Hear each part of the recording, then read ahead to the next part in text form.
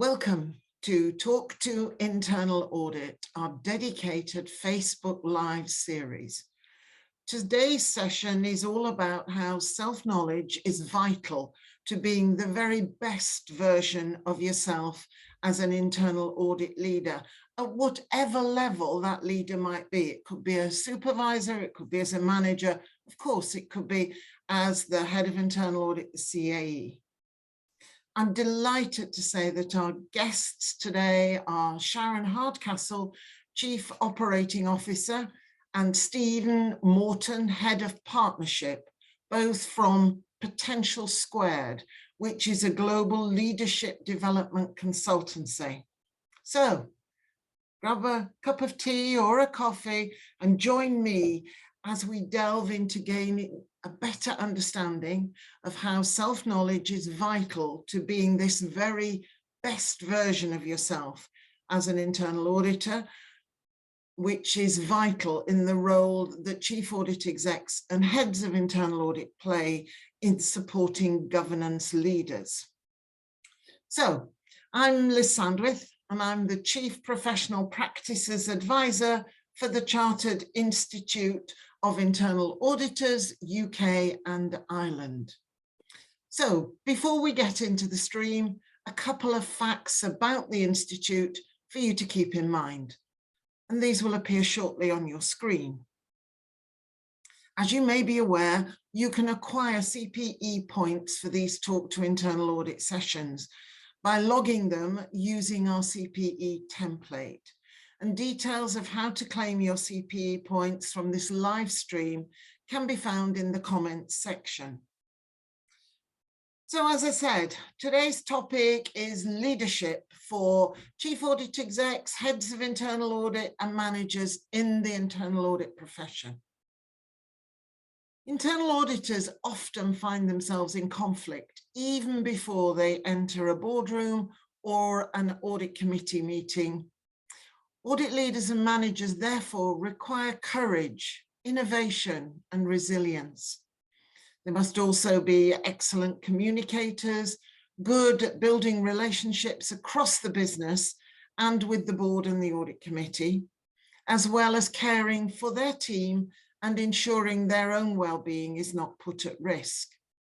And of course, they must get the job done. In Richard Chambers' blog earlier this year, he said that if we told him in January that his year-end headlines wouldn't mention COVID, he wouldn't have believed us. Still, this year's headlines reflect a world changed by COVID, reminding us that second and third order risks require attention as first order risks abate. They represent the continuing story of the risk-induced disruption, best characterized as risk bedlam. And lastly, they re-emphasize internal audit's responsibility to educate ourselves, our fellow practitioners, and other stakeholders about emerging risks, and to help our organizations respond in ways that support compliance whilst protecting and enhancing value.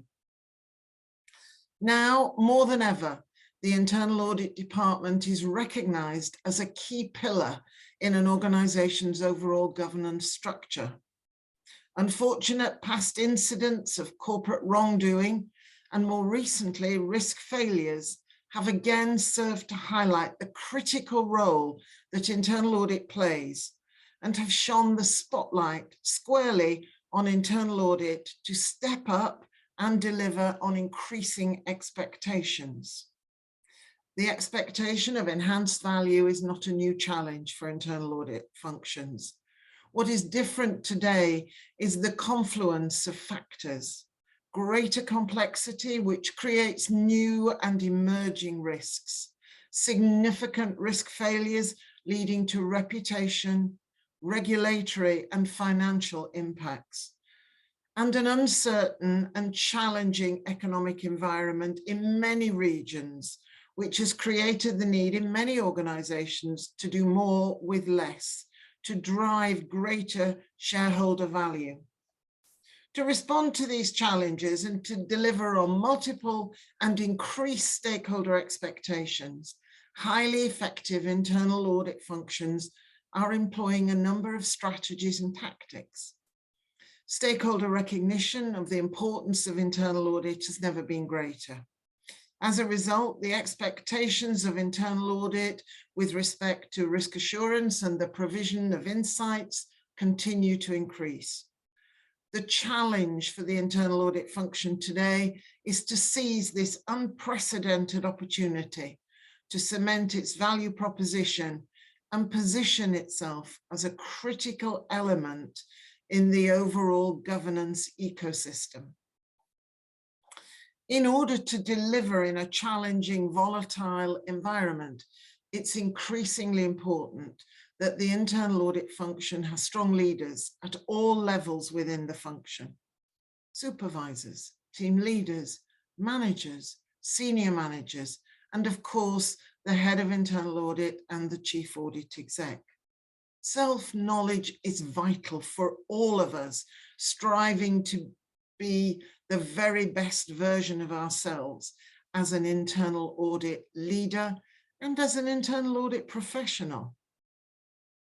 Remember, if you like Facebook streams and want to spread the word, and I'm sure you do, be sure to share today's live stream. You can do so by clicking the share button in the corner of your screen. After all, the more the merrier. If you're just joining us, welcome to our live stream, Talk to Internal Audit. Our guest speakers today are Sharon Hardcastle and Stephen Moreton. And the topic is how self-knowledge is vital to being the very best version of ourselves as an internal audit leader. So, may I introduce my guests, Sharon Hardcastle and Stephen Moreton. My first question to you, Sharon, is to introduce yourself and share some background around PotentialSquared and its role in business and commercial organizations. Welcome. Thank you, and hi Liz, thank you. PotentialSquared, a global leadership development consultancy, as Liz has already said. I joined the business in 2015 when it was quite small, and it's gone from strength to strength and grown quite a lot since then. We work best with our clients when we're in deep partnerships, so we're really understanding what's happening with the culture and the challenges that they face, so we're able to make develop tailored solutions to make sure that we are adding value to the leaders as we need to. We've done lots of work in internal audit. We developed our first internal audit piece of work back in 2007, where we were working a lot with Barclays to develop technical case studies with them to allow them to weave in the leadership and behavioural changes that their leaders and audit leaders needed to be able to deliver some of those difficult messages that we've talked about. It's a very immersive piece and experimental work that we do, so purposeful practice is very important to us. And the way that we do that is working with professional actors and team challenges to allow people to immerse themselves in actually doing the doing and tackling the real challenges in the classroom, as well as coming away with the theory. So it helps on all sorts of levels of personal and professional development. I'll hand over to Stephen. Thank you, Sharon. That was really helpful. So, Stephen, can I turn to you, if I may? And could I ask you, before I ask you a difficult question, could I ask you just to introduce yourself and give us a little bit about your background? Thank you. Thanks, Liz. Yeah, I've been with PotentialSquared for approximately 18 months now. And in a mixture of roles as head of partnership. So understanding, I suppose, our partners and their direction, their objectives, their culture and environment, and starting to kind of collaboratively design solutions with them. And one of those has been this partnership with the CIIA, where we do a lot of work in internal audit and have done for some years. But it's understanding, I suppose, the community, the needs, and then being able to design a leadership series, which went really well recently. I suppose my background and my journey originally through sport. I only really cared about playing professional cricket, and I was on the fringes. I like to say, being able to do that, but no, really went into coaching quite early, 24, 25, and ended up within sport being the head coach of the national women's cricket team in Ireland. And over the last 12 years or so, moved that kind of coaching into business facilitation, leadership, and kind of my interests are definitely around leadership development, team development, and culture as well. So yeah, I won't make any secret of this. I love this space. I'm looking forward to the difficult questions, Liz, and yeah, I think I'd love to impact the people that I work with on a daily basis, and continue to do so.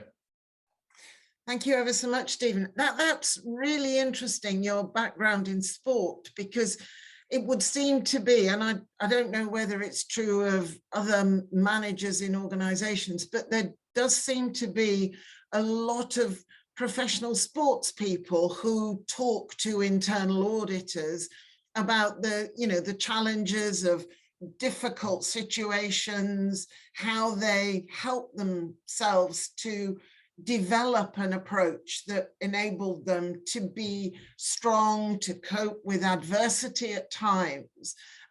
So I think that's really interesting. And I did talk about difficult questions. I was probably teasing you. But you have worked closely with our group of audit leaders during Q4 2022. And I wondered whether there were any surprises in relation to the challenges they faced. And is an internal audit manager rather different from any other business manager, do you think? Sharon, do you want to start? Will I go? I'll go. Yeah, I think it's a good question. There definitely is a link from. Firstly, I'll address the sport piece. I think that there is a link there with essentially performing under pressure. When you walk over the white line, a lot is expected of you, and sometimes you may be in a team environment, but ultimately you've got to take responsibility for performing at a high level. So I think understanding what it takes to do that, both on an individual level and a collective, is probably where some of the crossovers come. In terms of the group that we've worked with and enjoyed working with, I found them to be really, we're talking about busy people here, who, we're grateful certainly for them to give up their time, but I found them to be really curious, very open, willing to learn. But quite isolated, I think, at times, and potentially without the peers around them or people kind of seeing things the way they do, that they could divulge stuff in and open up to and then collaborate with. It's very much an independent space. So I think the ability in the CIIA program for them to talk out loud in a safe space and to get some feedback and response and hear what peers and external kind of facilitators as us had to say, I think was useful. But yeah, I think there's some similarities. Look, leading teams, leading people, there's a lot of similarities there in terms of your own personal principles and the authenticity and the quality of connection that you have. But there's clearly some unique demands when it comes to internal audit, not least I'm sure we'll come onto this, but speaking truth to power. And I think the position that puts you in potentially as a leader, first of all, being able to hold those conversations and communicate effectively and maintain quality relationships, but also personally, your own personal principles and your values, and you know, the very difficult decisions we need to make in terms of our you know, maybe our livelihoods and our, you know, putting that on the line sometimes when we're communicating what we need to. And I think that is a relatively unique lens to this situation. That's a very interesting point that you raised there, Stephen, because I've been involved with our IPPF refresh that we're doing, evolution that's going to bring out some new standards. And we've actually added the word courage this time, and the importance of courage. And I'm hearing more from internal auditors that the job, the profession isn't well, I joined this organization and, you know, 40 years from now I'll retire, you know, having made the way up perhaps the internal audit career path, but not necessarily leaving the organization. And I'm hearing more that heads of internal audit, CAEs, are having to say and having to think about actually that decision the audit committee or senior management have taken is a decision I can't live with, and that if they're going to hold that line, I might need to say there needs to be a parting of the ways. And that takes real courage, particularly in this very difficult financial, you know, cost of living, inflation, very difficult financial time. Stephen? You just went on mute there, Liz. I didn't catch the end of your question. Sorry, your thoughts, Stephen? Yeah, I think it's, you know, we certainly touched on this topic, and I think some view it as maybe the elephant in the room. And I think what I gleaned from it really was that, you know, the first thing would be to really understand the support structure around you. You know, and I think it certainly noticeable when people have real confidence in that, you know, in the various committees, and been able to, you know, say what they need to, present the data, make the right decisions. I think it's useful when people are seeing similar things to you around you. Clearly the challenge comes when they don't see the same thing around you. And I think that's where it does come back to the, you know, we're talking about self-knowledge here and self-awareness, really, in that deep sense of principles and values that you hold. And ultimately, you know, we can be at times in a extremely challenging situation where we're forced to make a decision, and that decision may have consequences, you know, where it's mortgage to pay, kids going to school, various different things, because ultimately if we feel like we're putting our role, our job, our security on the line, whether we actually are or not, if we feel that way, then that, you know, enhances the pressure connected to those situations, which naturally makes it challenging to deal with. So I think understanding how we are under pressure, but also spending quite a bit of time looking inwards and understanding who we are and what we're about, will enable us, when we do get to those challenging situations, to probably act and behave and make decisions in a way that's congruent with those values. Okay, thank you ever so much, Stephen. I want to share the load now. So Sharon, can I come to you, please? As internal auditors, we often say that we speak truth to power, and I certainly like to think we do, and I have done so. Do you see that as a challenge for internal auditors? Is it something you think they might struggle with? And if so, are there some tips you can share that might help them overcome this challenge? Yes, I would agree that it is a challenge in a lot of cases, speaking truth to power. And I think we talked about that quite a lot in the back end of the leadership series, and how we can get around some of those things, and how we can get those difficult messages across in some cases. We talk about the 3 C's in Potential Squared, which are confidence, conviction, and connection. And that feeds directly into what Stephen was just talking about the skills and behaviours that audit leaders and internal auditors need when they're giving messages to the business. And we've talked also about the fact that, you know, audit leaders can feel isolated and quite lonely in the position that they've got. So they're quite often dealing across the business, talking to all the different heads, while at the same time they're sitting on the board or the exco alongside them. So they need to keep an independence in what they do.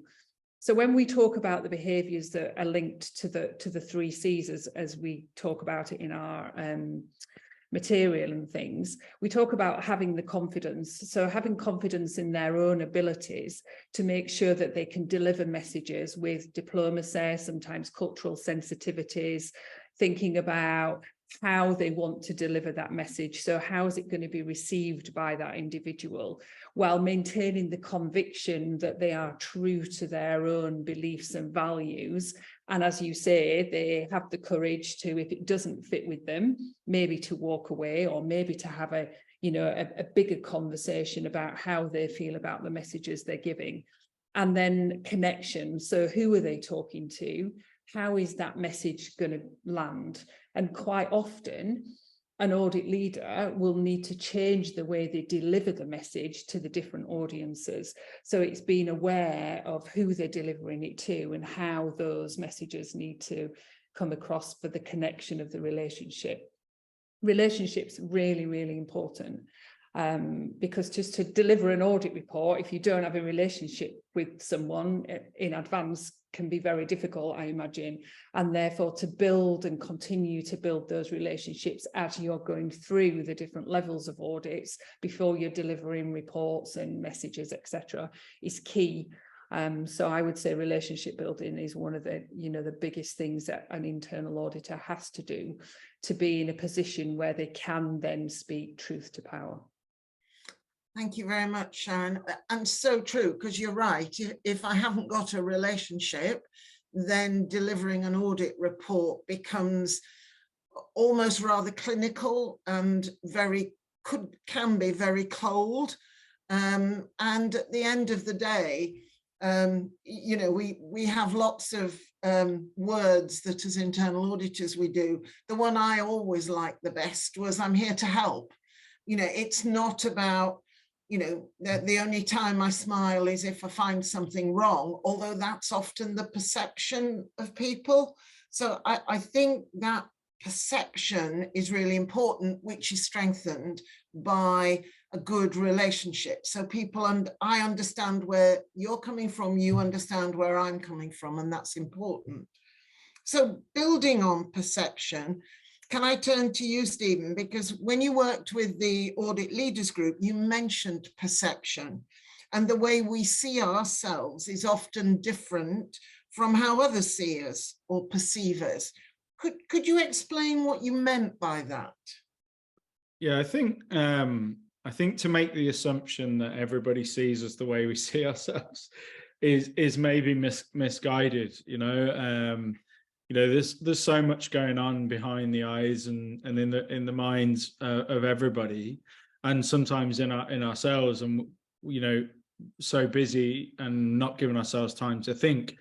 Potentially there's time we don't understand what we think about certain situation or certain individuals. So how we come across to somebody, we clearly want to behave in a way that's consistent with ourselves and congruent with our values.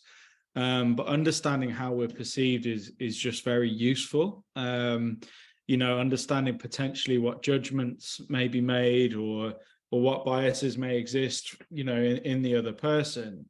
And I guess what situational impact may have on that person will enable us to shift our behavior, our communication, our style, our method, the more we're conscious or cognizant of those areas. So I think to me, it comes around, or the interesting piece comes around our intentions. If we're understanding of our perception of ourselves and others, and of others of us, then we can be very deliberate about our intentions in terms of delivering a message, how we want it to come across. And I think that then enables us to probably reflect a little bit more powerfully if we've been deliberate about it, because we can then see what's worked, what hasn't worked, as opposed to not thinking really about it, not reflecting on it. And then we just continue to do the same style every time we deliver something, as opposed to maybe learning and improving. Thank you. And just building on that, you know, as you know, and you can tell from the grey hair, I've been around a little while. One of the things that I have seen, and I'm sure that you have either in your career, Stephen, or in since you've started this job, is that there can be a touch of arrogance from internal auditors at times. I know this. You know, I'm going to tell you what you need to do. I've always felt that arrogance is not a helpful tool in terms of conveying a message. But there are also issues around being vulnerable. Sometimes we don't have all of the answers. So is it acceptable to perhaps, and maybe arrogance was a bit strong a word, but to be very confident about what we're saying, and equally at other times to be very vulnerable because we're not sure what the answers are perhaps to the questions that we've asked? It's a wonderful question, and one with many different answers. I think, look, I mean, everybody brings an ego to the table, and understanding that ego is the most important piece. Again, there's probably a similarity, you know, not just between sport and audit, but at any level where it requires high performance, you usually have a high degree of confidence, or potentially if there's insecurity about certain areas, that's when it may come across as arrogant, because usually you know, covering up for what you're concerned about or certain deficiencies. So for me, I think there's the line or the aspiration would be, you know, self-assuredness, confidence, assertiveness. And I think that Sharon mentioned the word conviction earlier on. I think when you're in that space, you genuinely or generally communicate with real conviction, that what you see is true, what you know to be true, and you understand the impact or implications of what it is you're saying. I think the next piece really relies on the level of trust that exists. I think if you trust the people, that the environment that you're in, you're inclined to be a lot more honest, right? Because you know that you maybe aren't going to get you know, isolated or victimized or any of those things for telling the truth. I think the challenge comes when you don't trust the situation, and then you've got a decision to make. You know, do you cover that up with maybe that, not arrogance, but just extra assertiveness, so no one's really asking any questions? Or do you show the vulnerability and leave yourself potentially exposed to, you know, people pointing the finger? Now, I would say if that is the situation, that is the environment, then in some ways it's quite healthy for that to be exposed, because then it can be addressed. I think if we make the decision that we're going to start hiding things and come across as complacent, or you know, extra assertive just in case they ask difficult questions, then, you know, usually we're walking around with an anvil on our head waiting for it to fall. And I haven't, in my personal experience, I don't think that's a wonderful place to be. But you might have a different experience, Liz. No, I don't. I think you're absolutely right. I think the other word I would use is about respect. So, you know, I grew up in a services family, and my father always used to say the respect came from the seniority of the grade or the role they held, Whereas in our world, that doesn't happen. You don't get respect just because you're, you know, the CAE, the head of audit, an audit manager, whatever. You have to earn that respect in the organization. And I think that's, and correct me if I'm wrong, Stephen, but I think that's where you're coming from and links into the trust. If I trust the business and the business trusts me, then we will respect each other. And I think that's a really productive relationship, don't you? I totally agree. And I think, you know, we're in a position where some of the information that we have may not be pleasing to everybody. And that's a fact, right? So if we can take a position that you're okay to deliver that message and okay to hold that position, then that's where respect will be built from, because people know they're not going to come to you for what they want to hear. They're going to come to you for the truth. And that over time builds a lot of respect. And I think it's something for me personally, you know, yes, I'm in a different world, or come from a different world in sport, but it's the type of thing where you're leaving people out for World Cups they've trained their whole lives for, you know, and there's various different decisions to make. But in those really difficult personal moments, can you be truthful, or do you hide the truth? And I think for me, you know, people still have relationships with me that are 10, 12 years beyond that time, where they really did not like what I had to say in the moment, but we both knew it was true ultimately. And that degree of respect is lasting. Thank you, Stephen. Sharon, I wanted to turn to you now, because I don't want you to leave you out having trained all your life for this. I'm joking. But I wondered if you had anything to add to what Stephen was saying. Yeah, I do. And I think it goes back to what we've said already about the relationship side of things. And I think as you build the relationships, you build not only trust, but also the integrity. And with the integrity, a reputation. And I think those trust, integrity, reputation coming together give you a platform to be able to do that role really well and have those conversations, and to make sure that you know the right time to be vulnerable versus the right time to be assertive. I'm sure there are aggressive situations that arise from some of these conversations, but I think in general, the auditors and audit leaders that I've seen go through our academies, they generally are assertive and vulnerable at the right times, and that tends to be them reading the situation that they're in and the person that sat in front of them, or the group of people that sat in front of them. But it is a challenge sometimes, because that doesn't come natural to people. And this is where they've got to practice those skills. So I would agree with everything Stephen said. I think it's, you know, there's some very good skills that align to other parts of life that can be brought into the workplace. I think you're so right there, Sharon, but I think sometimes, particularly when, you know, internal auditors are starting out on a management level within their internal audit function, they can get it wrong.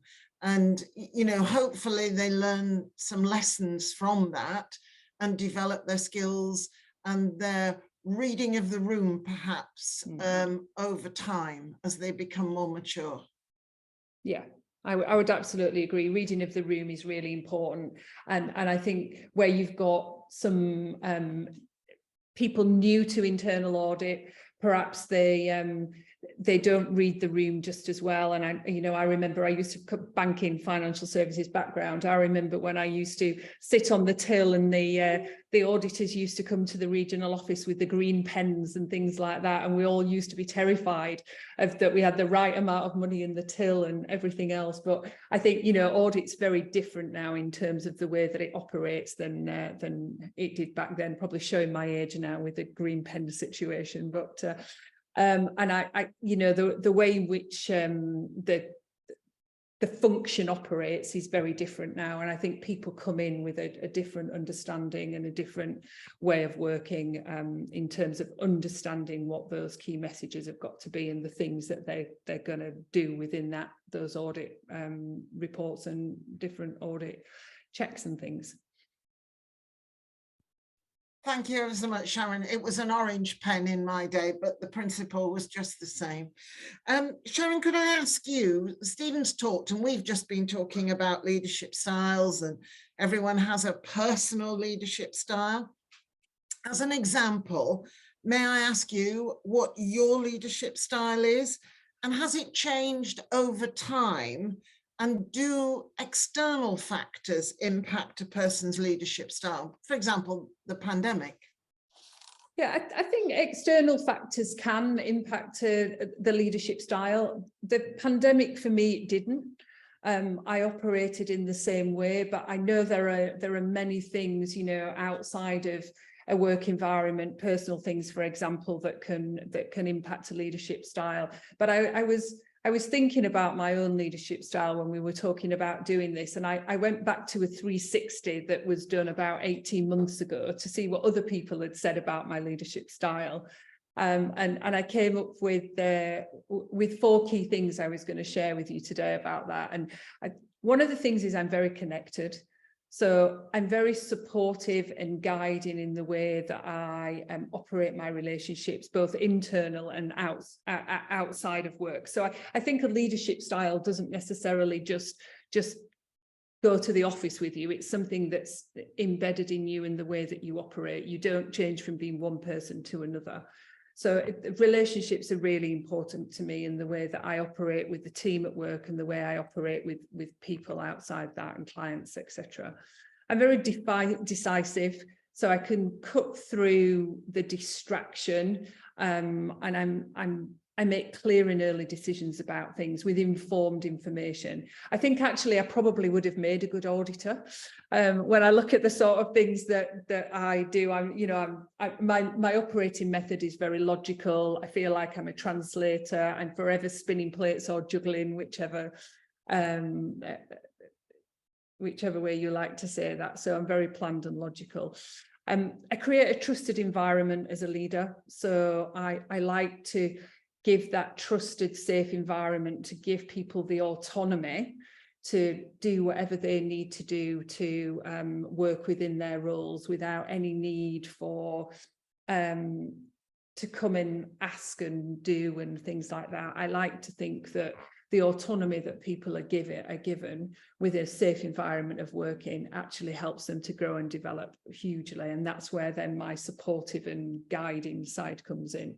So I think from a leadership style, those are the sort of the key things I would say that I am. I haven't referred it to colours or letters or, you know, all the different types of things, but I have got all those in my back pocket because, of course, being in learning and development, I've done those over the years. So, yeah. Thank you, Sharon. That was a good response. And I was just thinking as you were saying that, you know, as years progressed and I became involved in internal audit, and you talk about it at home with family and things, and, you know, without breaching confidentiality, of course. My son has always said to me over the years as he's been audited in his working life, I knew when I was little, Mum, that you should have been an internal auditor. You were always that sort of a person. And a lot of the language that you've used, decisive, clear, you know, letting him know I was there for him if he needed me, but not breathing down his neck all the time. Although I think sometimes as parents, we need to breathe down their neck a little more maybe than I did. But there we are, who knows? So, Stephen, can I just turn to you now? In the forthcoming article for Audit and Risk magazine, there's reference to utilising your strengths rather than focusing on improving any weaknesses. What exactly does this mean, and why wouldn't a leader seek to improve their weaknesses? Thanks, Liz. I think I think ultimately we're looking to grow, and it's not necessarily as kind of binary as the strength and weaknesses. But look, there's a lot of science out there now talking about, I suppose, enhancing what we're brilliant at, and that being able to mitigate, I suppose, our blind spots or our weaknesses. You know, I guess in so many areas, again, it comes back to self-awareness. I think if we're clear about what assets we bring to the table, but also conscious of where our gaps might be, that enables us potentially, if we're building a team, to surround ourselves with people who have complementary strengths to us, as opposed to, you know, for me, what this might look like. I know this might sound like anathema, but, you know, I shouldn't be spending 25, 30 hours a week on Excel, right? Because if that happens to me, I'd probably throw myself out the window. But there's about 400 other people on my street who are better than it than I am. But at the same time, you know, if I focus on what I can bring to the table and some of my maybe unique strengths within a team, then I'm enhancing that team. So I think it still plays on the level of self-awareness and self-acceptance at times. You know, within an audit role, there may be expectations that we do everything really well. And it's unlikely to be the case that we do. So it kind of it plays on that ability to be honest, but also, you know, critically be supported by those that have complementary strengths to us. Thank you, Richard.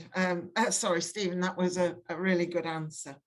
So Sharon, can I turn to you now first? I guess there are challenges for managers, leaders in business as usual activities every day. But what happens in a crisis? And does a different leadership approach or style materialize? And might that be other than the obvious CAE head of internal audit stepping up? Might that be somebody else in the team who has leadership skills that cope better in a crisis?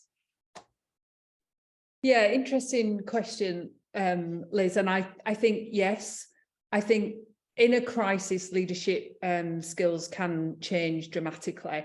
And I've seen that with things that have gone on with clients and where people sometimes get upset over things, and there's very erratic behaviour. So quite often, I've seen things where there's something going on behind the scenes that perhaps you're not aware of, but you can feel there's something happening because of the differences in behaviour of the individuals. And I think that goes across all leaders. That's not just audit leaders at all. I think it's a situation where some people are calm in a crisis while others are not. And I think if you've got a team of people and you have got varying different skill sets, which all teams should have in terms of behaviours to make them operate most effectively, then you could quite possibly have somebody who is calm in a crisis and actually steps forward and takes charge. Now, that's not necessarily the leader of the team, that could be somebody else. So I think these things can happen, and it's not always down to the behaviours that you see operating on an everyday basis. It could be that somebody is just naturally calm in a crisis and their confidence comes to the forefront at a time where it's needed. And as long as you've got people on the other side that are prepared to accept that, then I think you can work through these crisis methods. The problem is where there's egos and they don't accept that somebody can step in and actually do things better or differently, and therefore there's a clash of personalities which potentially make things worse in a crisis situation. Thank you ever so much, Sharon. Good answer. And I was reflecting on a scenario I had in an organization I worked for, where the CEO couldn't cope with a crisis that we were experiencing, and she handed it over to the sales controller, for example, because they were very calm in a crisis, very structured, very logical, and had the huge support of the business. And I was very impressed that she recognized that that was a skill she didn't possess and knew someone who had it and gave responsibility to them. Yeah, of course, which takes courage. Yes. takes a lot of courage from someone in that position to actually admit that and do it. And she will have got an immense amount of respect from the team for doing that. Yeah, thank you ever so much. Great answer. So I wanted to ask you, Stephen, if I may. There's lots of talk at the moment across organizations about being one's authentic self. What actually does that mean? And how do we, as a leader, identify people being their authentic self in our team or being inhibited from being their authentic self in our team? Yeah, it's a good question. I think well, there's many ways we could go here, but we hear this work self and home self being said a lot, and really we are ourselves, right? So it can be quite a tricky thing because if an organization has been running for some time, the environment and the culture of the organization may be established, right? So to shift that could be quite challenging. And the more traditional organizations, if you like, that we work with, often that authentic behavior is I won't say unwelcomed, but it's unusual perhaps. And what I mean by that, I think, is potentially there's lack of space for humanity, for vulnerability, for, I think maybe COVID has actually enabled this a little bit more because, if we're sitting at home and the young child runs in the background or the dog runs across the laptop, or there's very little we can do about it. We've all seen the very funny BBC clips of, the kids walking in the back of the screen, and like that is just life. So I think we've collectively probably built a better empathy and appreciation for each other. But I think there's a long way to go to be able to create a space at work where each of us can show up as ourselves. In terms of what it feels like internally, I think, what is our authentic self? That, of course, is different for every individual, right? And there may be this element of kind of being selective or tactfully vulnerable. And what I mean by that is, I think if we're being vulnerable all of the time, people, they may think we're incompetent. Actually, it's just like opening the doors to, yes, we have feelings, yes, we have emotions, yes, we feel anxious at times, yes, we feel overworked, and being able to connect with people on a human level. But each individual styles, each individual's values will be different. What matters to each person is different. So I think the first step to it is the self-awareness piece. And a major part of that is accepting ourselves. But then secondly, we've talked about this a lot today, is the courage to then be ourselves truly in the organization. And by doing that, it enables and empowers everybody else to be like that. We've been involved in a number of programs where maybe, work at various different levels of an organization. Sometimes if you start in the middle somewhere and you're creating some vulnerability and authenticity in the middle, but that doesn't exist at the higher levels of the organization, you can cause a big issue. That very open behavior or the questioning or challenging can become a real headache. And it can become, like there's a lot of barriers potentially put up. So I think it's something that if an organization or if leaders want to do, it has to be a really conscious and deliberate shift to do it. And then kind of embrace it, because it's quite an uncomfortable journey. And it's probably an unexpected one. It's not something you can sit and map out, this is what's going to happen when, because actually what it takes for people, each individual, to be authentic in a workplace is different for each individual. Thank you, Stephen. Good answer. So Thanks, Sharon, I'd like to turn to you now, if I may. In the article, you talked about operating consistently and congruently with values. A leader needs a deep self-awareness and acceptance. What exactly does that mean? And perhaps you could explain the words and offer suggestions as to how we as individuals might adopt and practice that. Yeah, thanks. It's, you know, self-awareness is really, really important and in life, not just in the working environment. And having self-awareness is all about understanding what your behaviours and actions, the impacts that they have on others, and how they're being received by people. And I think one of the deep things with looking at self-awareness from a leader's perspective is they impact so many people. So not just the teams, it's peers, it's their leaders, it's all across the business. And they've got to be aware of how they're coming across to people. And in terms of the acceptance, I think they've got to be able to receive feedback about their behaviours and their actions, and to accept that what other people feel is not necessarily what they believe that they're giving, because people receive things differently to how people think they're giving them.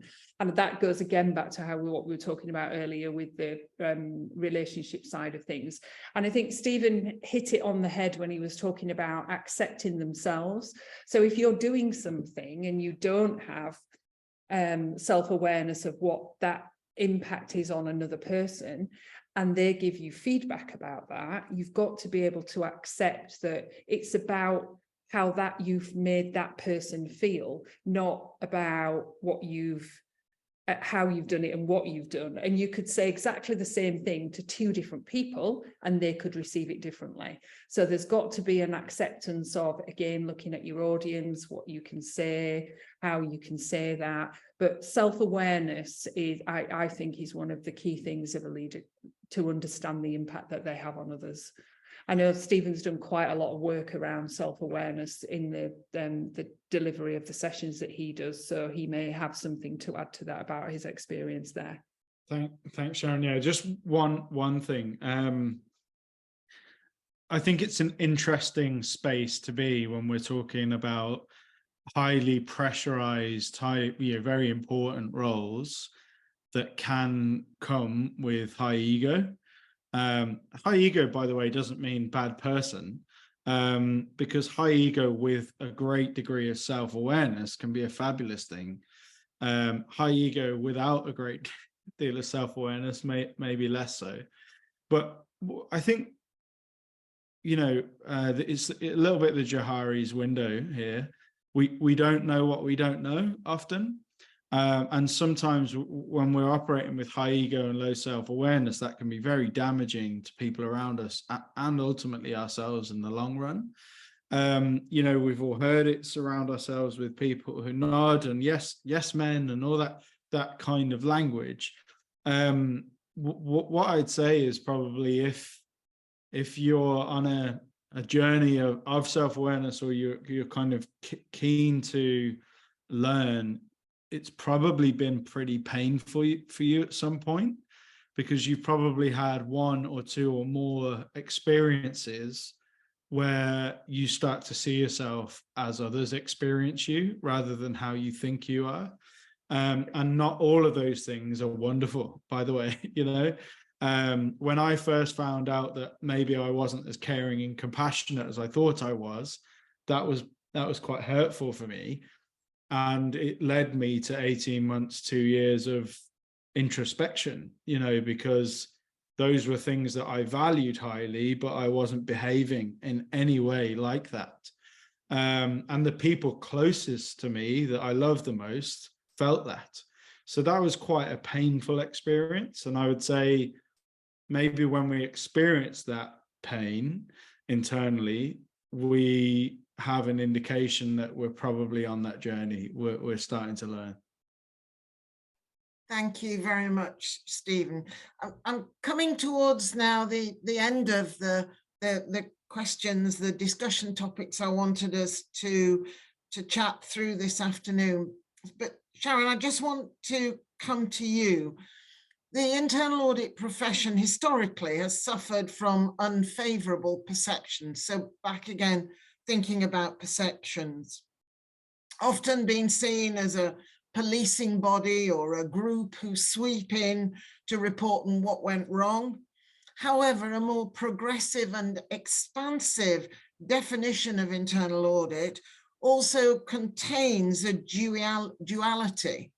Essential providers of both assurance and advisory service. So what does both these perceptions have on leadership skills? I'm the police, or I am an essential provider of assurance. How is that perceived, do you think, and what are the challenges? I think it's perceived differently now to how it was perceived before. Certainly the work that we've done over the last 15 years, we've seen a huge shift in the people who came through the door in 2007 to how audit is run now in 2023. And assurance and advisory is certainly the way it's moved to. And I think that's around knowledge and reputation. So the business, I think the way in which they've structured the audit functions are now looking at, a bit like you said earlier, how can they help? So how can audit help rather than they're actually coming in to tell me I'm doing it right or wrong? So I think that's where the advisory side of that comes into the business. And I think when you look at some of the bigger audit functions, which is who we tend to work with at the moment, they've got people dedicated to different parts of the business. So they're there building that reputation and relationship with the business to be able to be there for someone to pick up the phone. So it doesn't necessarily have to be on the audit plan and they go in and it's there. It could be that the leader of that area has got a question. So they're looking for some advisory support on that, or they're looking for an assurance that they're actually doing it right. So it turns things around from the policing side of things to be that actually it's a service, and it's a service that's there for the business. And that service is, you can just pick up the phone and ask a question of those people because that relationship link is there. And that's where the connections come into it. So I think knowledge, skill, reputation, all of that comes into assurance and advisory. Thank you ever so much, Sharon, and I'm with you. Thumbs up there, absolutely, with what you had to say. So just finally, any concluding thoughts, Sharon, that you would like to share? Anything that you think I've missed, or anything else that you would like to add? Nothing particularly. I think we've talked around a lot of the things that we've covered in the leadership series, which has been really good. So we've done the four workshops over a 4-month period, and looking forward to doing one later on at the back end of this year. I think the key skills that I would just sort of talk about in terms of what I believe that audit leaders should have go back to the integrity side of things, which is where the trust comes into it. They need to be really observant and curious, which they are, because it's all about asking the questions to deeply understand what's going on.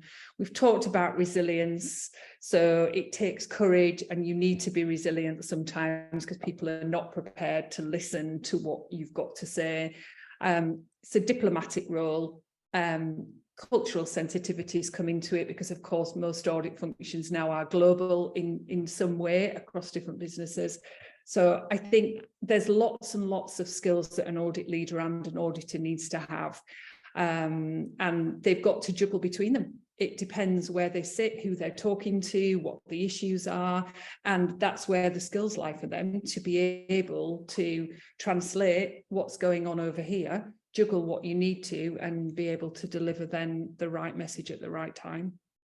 Thank you ever so much, Sharon. Stephen, anything you would like to add in as a sort of final words, final thoughts?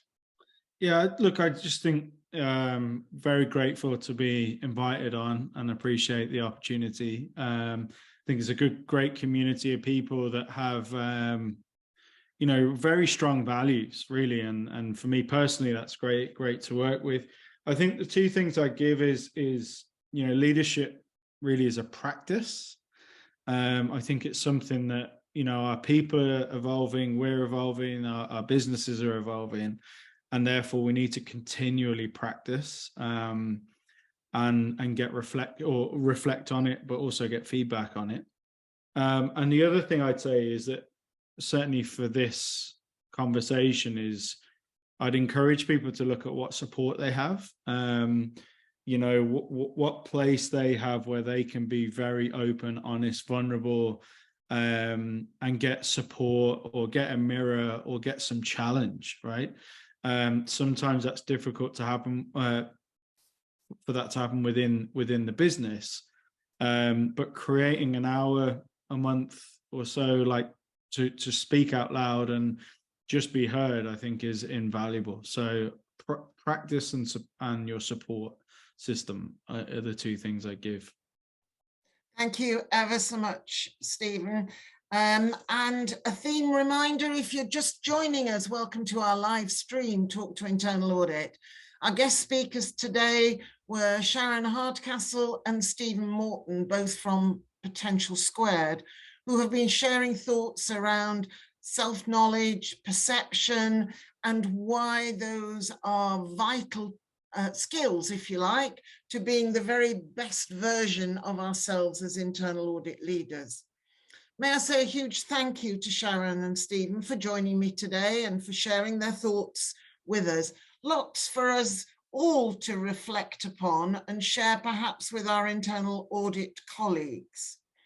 The live stream is available afterwards for your friends and colleagues who may have missed the live version on the Institute's Facebook channel.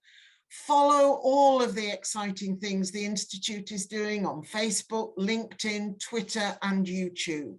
And if you're a member of the Chartered IIA, we have recently issued some technical guidance on auditing strategic and operational resilience, auditing strategic alignment, fraud, culture and governance, and fraud monitoring, the role of internal audit. We also have some training courses relevant to today's session, which are available. For example, the Managing Yourselves and Others, and also we have a Heads of Internal Audit Induction Masterclass if you're new to the role. In case you've not checked it out already, the Institute has a community hub for all of you to get involved in, a new gateway to all community-focused activities and endeavours, including our virtual forums, regional network, and volunteering opportunities. And you'll find a list of all our special interest groups. So if there are any that pique your interest, reach out. Our community hub is open to all, members and non-members. So watch that space as it continues to take shape over the coming months. As we move forward, please don't forget to look out for Talk to Internal Audit. All of our live streams today can be found on our YouTube channel. So if you haven't watched any yet, be sure to dial in and watch. A link to our YouTube channel can be found in the comments section. And we will continue to share with you our thoughts regarding specific challenges, along with input from colleagues, members and guests. So do stay in touch. If you have any specific topics you'd like us to cover, please share your thoughts in the comments box. I'm always happy to take questions via email or via LinkedIn, whichever works best for you. Remember, talk to Internal Audit because the Institute is listening. Thank you for joining us and see you next time. Take care. Bye.